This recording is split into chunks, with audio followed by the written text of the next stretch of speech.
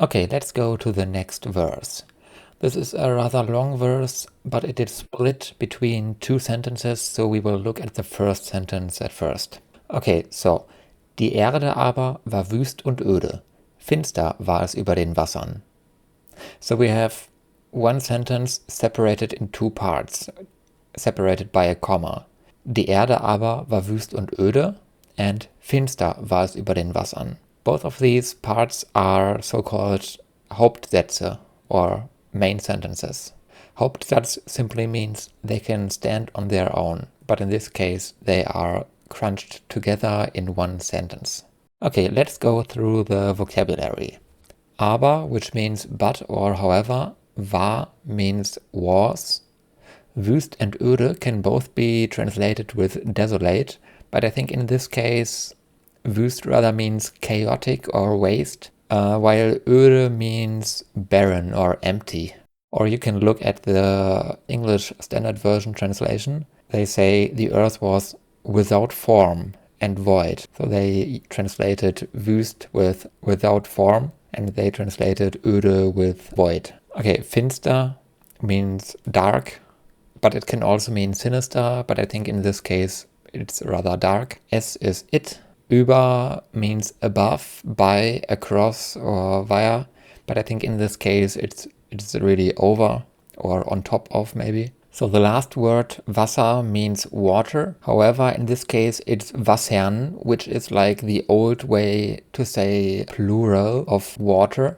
So waters, if you will, but you don't really need the word or the plural of water, in my opinion. That's why I wrote Wasser as the vocabulary that you should learn.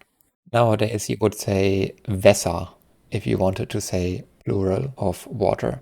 So in German we have a very famous saying or proverb, which is mit allen Wassern gewaschen, which means washed with all waters. It does not make sense literally translated, but it means someone is very experienced and knows all the dirty tricks. So let's look at the sentence structure again. We have our two parts, die Erde aber war wüst und öde, and finster war es über den Wassern. Let's look at the first part first. So we have our subject in the beginning, die Erde aber, the earth however. Let's make it blue again. War is the verb. Green. Wüst und öde, which is the adverbial.